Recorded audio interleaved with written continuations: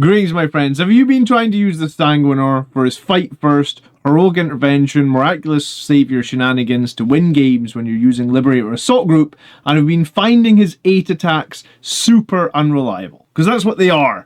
So if you have this, then you can use this with a couple of little tweaks to do something a lot more interesting and potentially for a much better fight first combo. So let's get into this week's tactics video. So hello and welcome back to the channel. If you are new here, my name is John the BA Commander, and every week on this channel we talk about being a better Warhammer 40,000 player. Usually we're focused on the Astartes. So today we're talking about the Sanguinor and the fight first combo, and there's a lot of rules, but once I've explained them all, you should find them pretty interesting. So the goals for this video, they're very simple. We're going to prove we have a better way to mess with our opponent's charges than the Sanguinor. So stop trying to hit me and actually hit me, says the immortal Morpheus in the Matrix. And that's what this is, right? The Sanguinor tries to hit you with his 8 attacks at strength 6 minus 3, 2 with devastating wounds. He has 140 points, and I think that's where it kind of gets let down. He's only 7 wounds and he's only 8 attacks. But he can pop off, right? Like, he can do a lot of damage sometimes, and we've got the math for that, so don't worry. The cool thing about him is he's in deep strike. He is fight first, he is lone operative, and once per battle at the end of your opponent's charge phase, this model can be put into if this model is still in reserve, you can put him into engagement range with an enemy model. Bear in mind that has made a charge move. Bear in mind you do not get any charge bonus for doing this, and I have done another whole video on how you can position the Sanguinor to get maximum effect out of this. So search my channel. That video already exists, right? So for the purpose of this video, we're not going to be talking about like the shenanigans you can use the Sanguinor to spread out your opponents, but you can do that. For the chances him to pop up with his 8 attacks, and this is assuming that he hits with all 8, right? So like he is 8 hitting on 2s, so statistically he is not hitting on all 8, but let's say he does. His chance of getting 0 6s is 23%, his chance of getting 1 6 is 37%, his chance of getting 2 6s is 26%, and his chance of getting 3 is 10%. 4 is actually 2.6. So basically what you're saying here is with 2.6%, round it to 2.5, 1 in 40 times, he will do 8 devastating wounds. Well, I play 1 game a week, so once per year, he'll do 8 devastating wounds. 5 times a year, he'll do 6 devastating wounds. 12 times a year, he'll do 4 devastating wounds, and, you know, between over 50% of the time, he will do 0 or 2 devastating wounds. 60%, that is. 60% of the time, he only does 2 devastating wounds or less, right? Like, so if you're including him because you think it's going to scare my opponent, here comes the Sanguinor, here he comes with his devastating wounds. Yeah, but 6 out of 10 times he literally does 2 devastating wounds. I don't know how much stuff you're killing with 2 devastating wounds, but in my opinion, it's not enough, right? So what's the other option?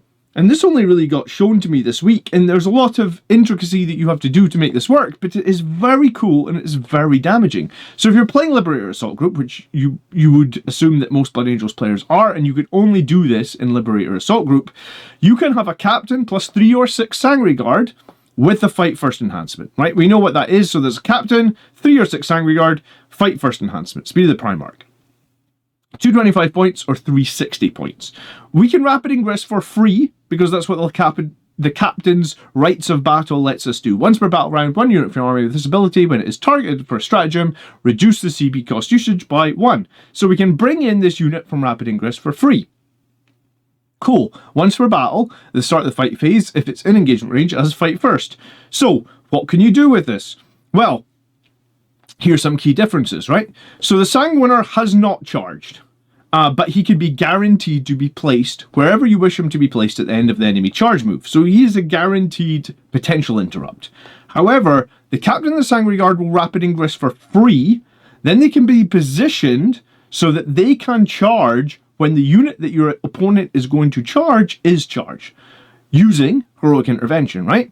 So basically, if you imagine, and we're going to show you some pictures of the battlefield in a minute, If you imagine your unit is lined up, the opponent moves close to them to make the charge move, you will rapid ingress behind your own unit, and then you will potentially use a heroic intervention. So this is going to cost you 1 CP, and these are the percentage chances to make this happen, right? So like, if you end up, your opponent's 4 inches away from your opponent, from your unit, so you're going to rapid ingress 4 inches behind your unit, so when they charge you, then 90% of the time, you're going to be able to use that 1 CP for a heroic intervention, you're going to roll a 4-up, and you're going to have a much more devastating fight first unit in the combat, right?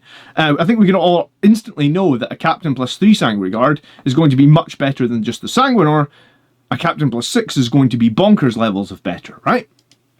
The other cool thing about this is if you are a flying model, which Sanguinary Guard are, then when you make your charge move, flying models can move over the other models. So remember, when you roll your 4-up to get in, or maybe worst case you have to get, you're just over 6, you just be under 6 inches away, so you roll your 6-up.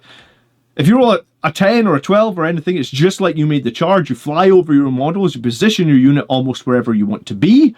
And flying models at the start and end of a charge phase that move through terrain feature measure distances moved through the air when they make a charge move. However, infantry can obviously move through breachable terrain without having to move up and down. So this is a perfect unit for heroic intervention, right? Like, it's just... I'm going to show you a couple of examples in a second.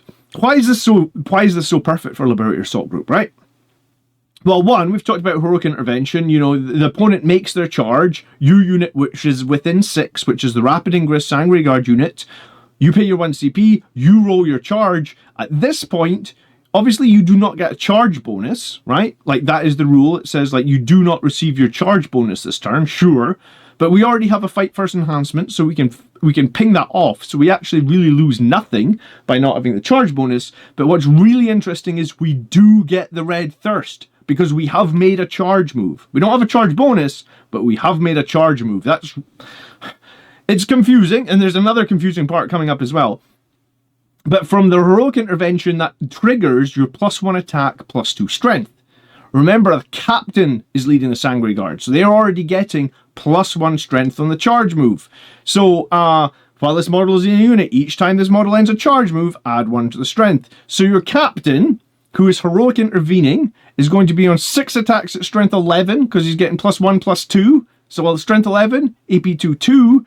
I think here is a really interesting idea would be to give the Sanguinary Guard lances. Give them the spears, because we're talking about this in the Discord, right? And we're saying, what is more prevalent? Your opponent having -1 AP, or your opponent having like a 2-up, 4-up, like 2-up normal save, 4-up invulnerable save, or a 3-up, 5-up, 3-up normal save, 5-up invulnerable save. And I think our general consensus was you're much more likely to run into these opponents with the invuns than you are going to run into opponents that reduce AP by 1. So if that's the case, then let's just give these guys the spears. So your fight first unit is going to have spears. So that means when we heroically intervene with the 3 Sanguinary Guard, we're going to get 15 attacks because we're getting +1 because we made the charge. We're going to be on strength 9. We're going to have AP 2 damage, but we're going to have lance. I mean, you could have AP 3 and 2 damage without the lance, but I think let's take the lance. And you take the 6 Sanguinary Guard with 30 attacks with the captain, so that's 36 attacks.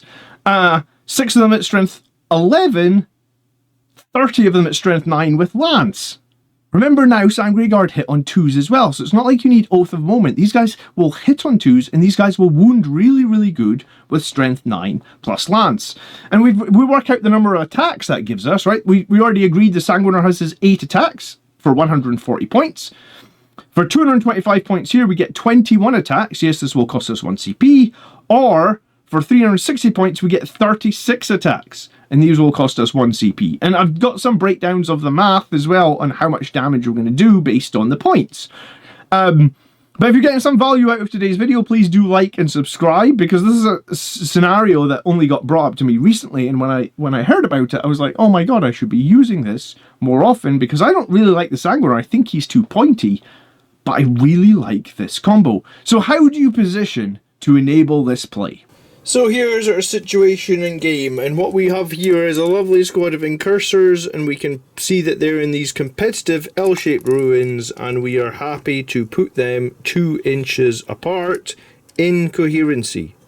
We can do something like this. We could spread them out as much as this, and this is probably what I would recommend. So in the Eldar player's turn, and we've got this crazy difficult Eldar model that I had such a trouble building. Let's say these guys are back here. They're going to try and move in somewhere for the charge. For argument's sake, let's say, I mean, worst case, they probably realistically make a 9-inch charge. Beyond that, you'll probably not be too worried. But let's just say that we're really worried about these guys, and they're able to move to the point where, like, they can make a 4-inch charge. That feels pretty good. They're within 3, actually, there. So that is a 3-inch charge. Because they can touch the wall, they can fight. So this squad of Eldar are within 4 inches of the wall here. So they move up. It's pretty obvious what they're going to do. We're hiding behind the wall because of the L-shaped obscuring ruin. So they're not going to be able to use their flamers. They're going to charge in. This guy's got a big sword. This one over here has 4 swords, because 4 arms, because Eldar. So they're going to make their 4-inch charge potentially into this unit. Oh no, how are we going to deal with that? Well, this is where you could have the Sanguinor, and maybe he comes down and maybe he does his 8 devastating wounds and kills up most of the squad. That could happen. But what we could also do is, like, let's do a rapid ingress. So we can rapid ingress 9 inches away from this guy, right? So that's about there, 9 inches. You could probably measure a little bit better, but I'm trying not to get too far in the way of the camera. So in come my captain and his 6-man unit of Sanguinary Guard. Da, da, da, da. Here they come, here they come, here they come. It's a 5-man unit because apparently I can't count. Now it's a 6-man unit, and you'll notice that my Sanguinary Guard are rebased onto 40mm bases, so these are the correct size bases for the Sanguinary Guard, even though these are Firstborn Sanguinary Guard. Now you can see 40mm base is less than 2 inches, so this guy can, remember, fly over the top of his own models, so a heroic intervention would mean very much that I would be able to join this fight, right? The only situation I probably can't join this fight in is if these guys roll a 3 exactly, so a 2 and a 1. Because if they roll more than that, they're going to have to move through to fill the gaps, because if they can end in base contact, they will end in base contact. Or they have to. So here's the situation. I'm going to roll my 2 dice. Probably in this situation, I'm going to roll a 3. And the enemy player is going to be totally fine. But he rolls a 5, which means this guy who can move 5 inches will have to come right here.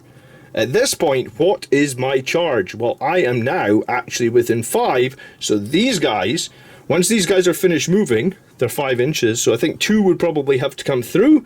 The character maybe bases the wall. He bases the wall. He comes and bases the wall. So basically, maybe this one guy actually can't fight, but he could pile in. So when he piles in, maybe he can pile in 3 like this. So this whole unit now, even let's just say for argument's sake, this guy couldn't get in to make this charge a little bit longer. So these guys have come in. They've charged my unit of incursors. They are ready to activate. They're obviously within 6 inches of the Sanguinary Guard. So the Sanguinary Guard now would need a 4-up, which I think we already determined on the previous slide was 90% success chance. So they pay their 1 CP for heroic intervention. They roll an 8. If they can end in base contact, they will. So we could get through this terrain if we wanted. If there's an objective on the other side of this wall, we're feeling pretty good about we'll be able to get onto the objective. Or if there's another, you know, we could consolidate as well. But we've got 8. So if we can end in base contact, we have to. And the back guys can probably base up these front guys. Some of these guys who fly, like this guy, could probably come over here.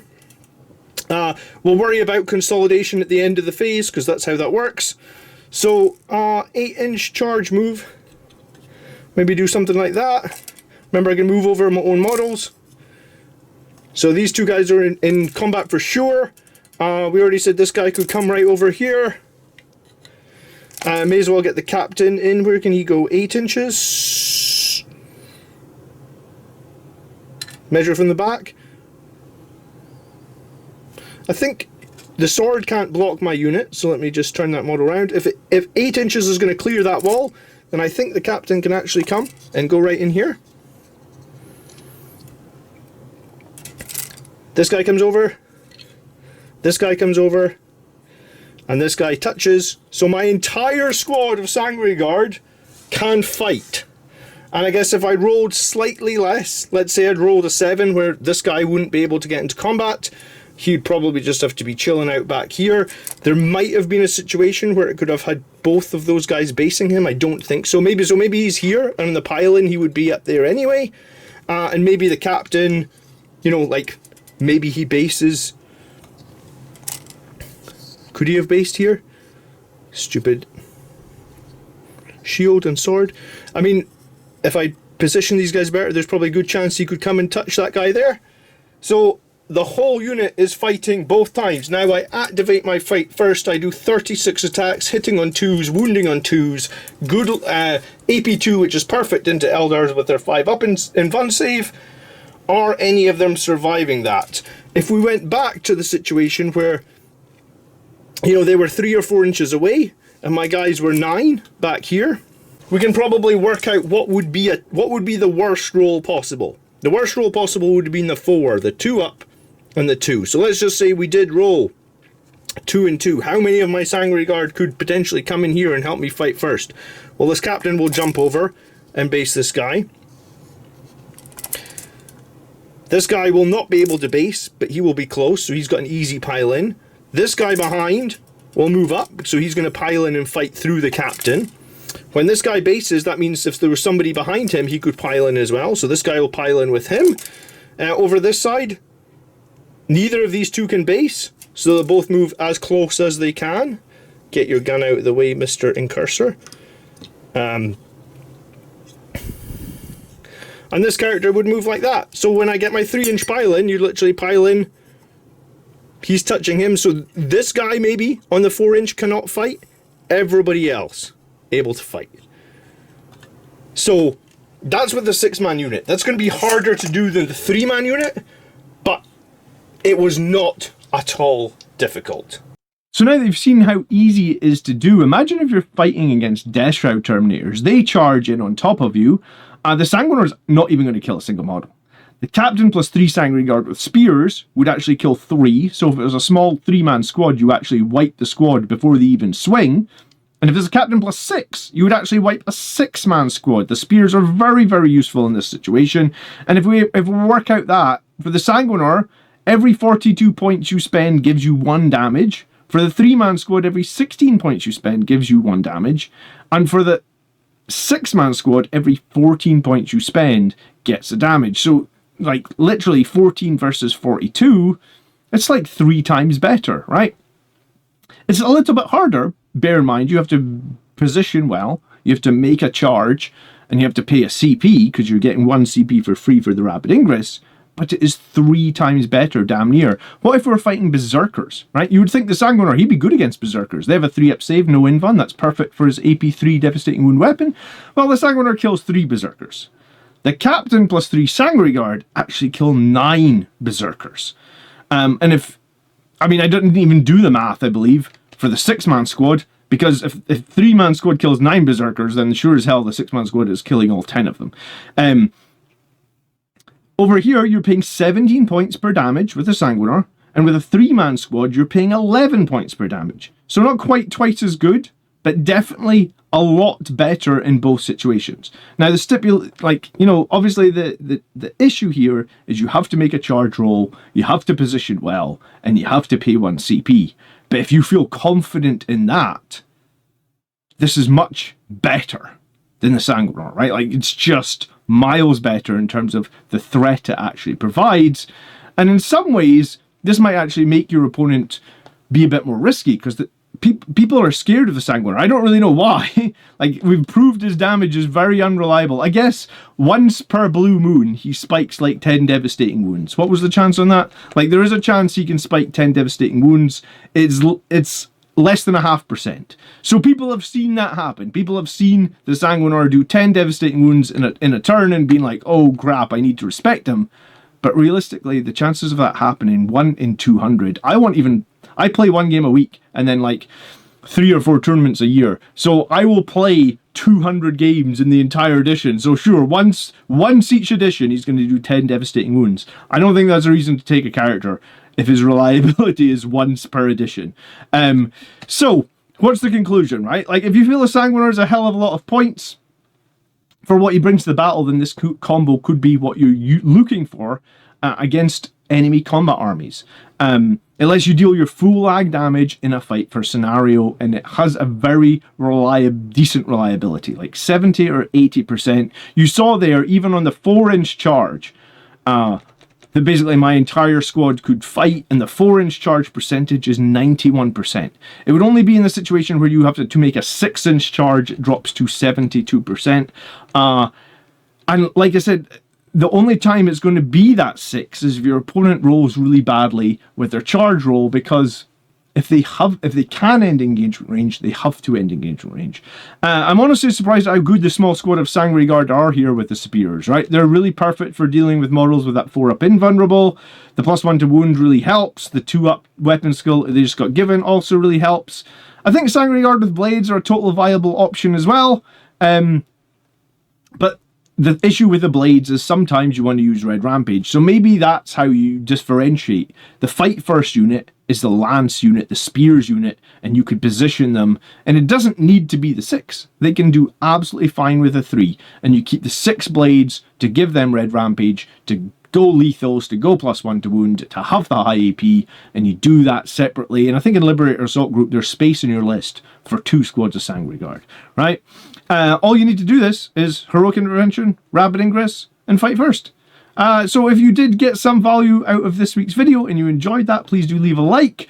You can support the channel over on Patreon, and there is an Audible promo going on. You can check out that at the moment on the community tab, where you can get like 3 audiobooks for $1.